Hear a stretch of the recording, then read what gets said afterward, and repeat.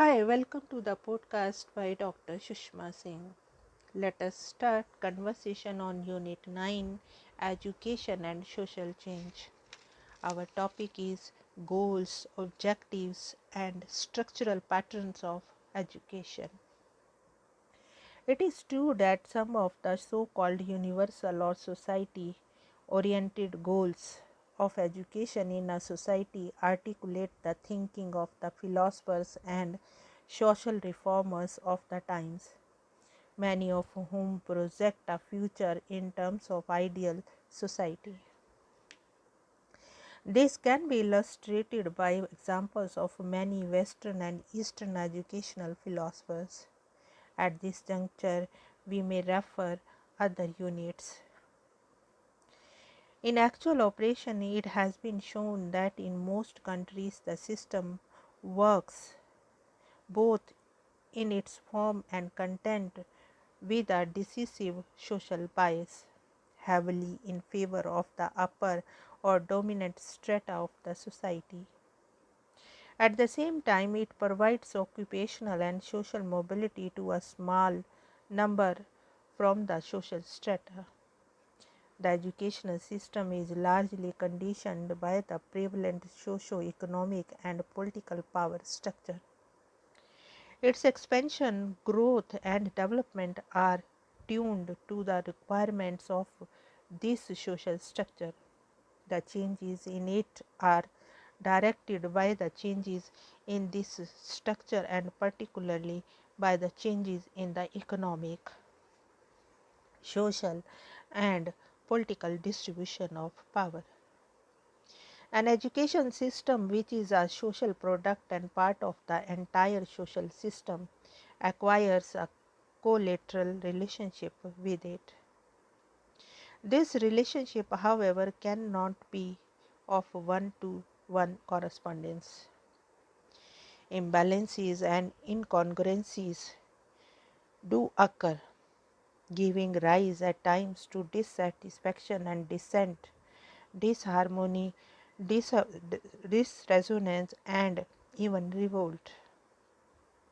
In other words, along with correspondence and collaterality, there are contradictions too. First, the social situation, together with its underlying socio-economic structure and the political power structure, are never static. These have their repercussions on the education system as well. In the course of its development, the education system acquires certain autonomy and its own dynamics of development. It can generate conflict in the overvalues of different components of a system or overvalues of one or more components. Finally, education has a dual character. Although the process of education socializes individuals to conform to the norms and values of the society, it also has the capacity to generate a spirit of inquiry and question the accepted norms. It has the potential to encourage people to question and dominant values and norms in society and to make them rebel against the existence societal constraints. Now let us move to the next point, education and change in society. It is with reference to the cultural factor of social change that one talks of education from a conventional perspective. Education mediates and maintains the cultural heritage of the society, but whilst seeking to conserve education must also ensure that culture lag in society is minimized. This means that there must be some attempt to adjust the old culture to new conditions in order that individuals within a society may keep up with technological change. Patterns of culture and of institutions change rapidly even though the average member of society may be virtually unaware of the transformations taking place around her. School exists not merely to reflect and meditate the cultural inheritance of a society and current change. They exist also to assist in the promotion of social change and reform. One need only look at such countries as Germany, Russia, India, and Pakistan, and the evolving societies of the continents of Africa and South America, to see that education has been and is being used as an agent of social change. A great deal, of course, depends here upon the nature of the political system of any particular society. Durkheim argued that there was not just one form of education, ideal or actual, but many forms. There were in fact many different forms of education, so society as a whole and each particular context would determine the type of education that was realized or could be realized. Durkheim explained that the education was crucial in terms of preserving a certain degree of hegemony and ingraining the essential elements of collective life. He, however, felt that it was also very important to ensure that there was a certain amount of diversity in society, without which any form of cooperation would be impossible. There is and must be an interaction between education and society. It is not just a one-way process in which education is wholly determined by the state or by the demands of society. The institution and structure of education can in turn change and modify the social structure. Society at large may dictate the change through the free election of political parties to power. In turn, the program, form, and the schedule of education, which to a large extent are directed and controlled by the political and social aims of society at any particular time, may contribute to the change. A study of comparative education will adequately reveal the fact that the ideologies, the political ideals, and social aims of countries like China, the USA, and the USSR, France, Germany, and England are reflected in their educational systems. Education, however, does not merely reflect society, it serves to bring change in it too. Carl Mehem also explored the problem of social change and social progress in relation to education. He explained that there was a lack of awareness in social affairs as well as lack of comprehensive sociological orientation. The leaders of the nation, including teachers, should be educated in a way which would enable them to understand the meaning of change. Manham argued that in the present situation no teaching was sound unless it trained people to be conscious of the social situation in which they find themselves and to be able, after careful deliberation, to make their choices and take decisions.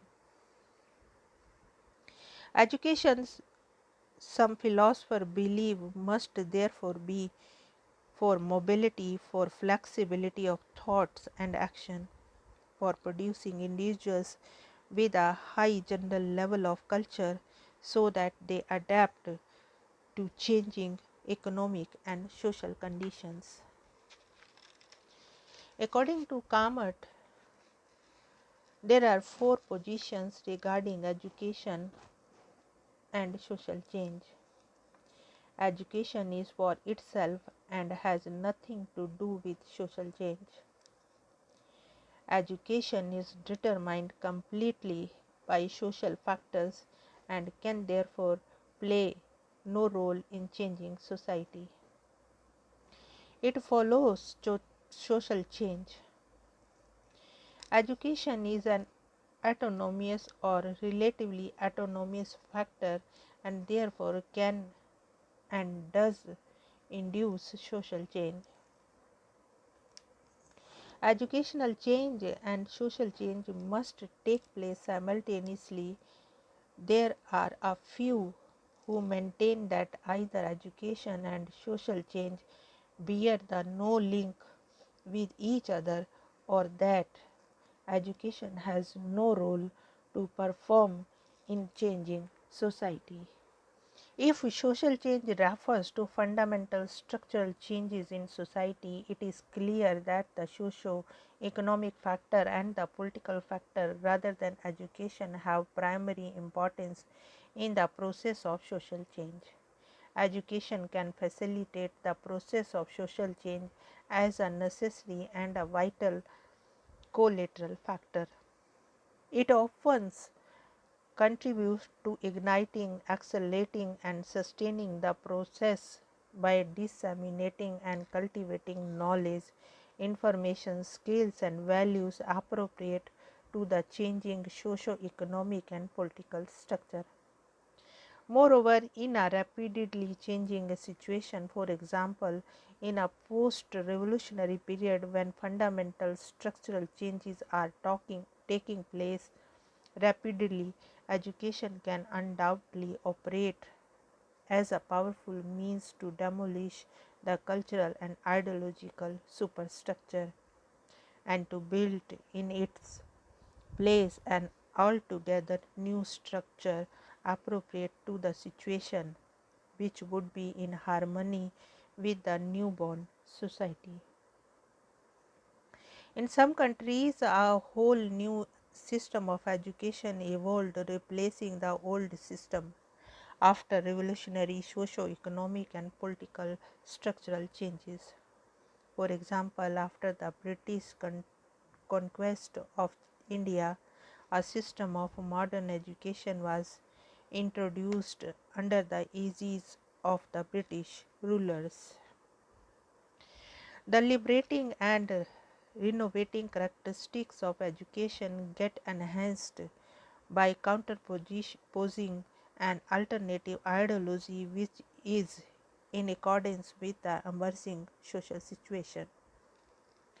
This entails challenging the existing ideology. It would be a hyperbola to say that education is the main instrument or the single most important factor of social change. Statements such as this are made for rhetorical purpose, sometimes even to confuse the common people, particularly when they are delivered by politicians.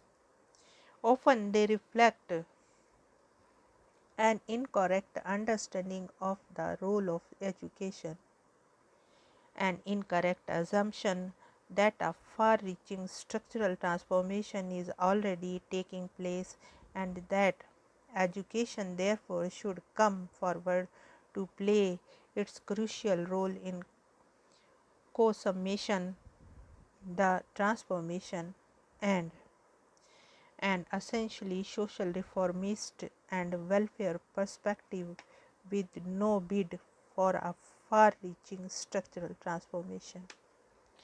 Education is expected to play its role in the furtherance of economic growth and social change within the present socio-economic structural framework. Here we wind up the conversation, and thank you so much for choosing this podcast.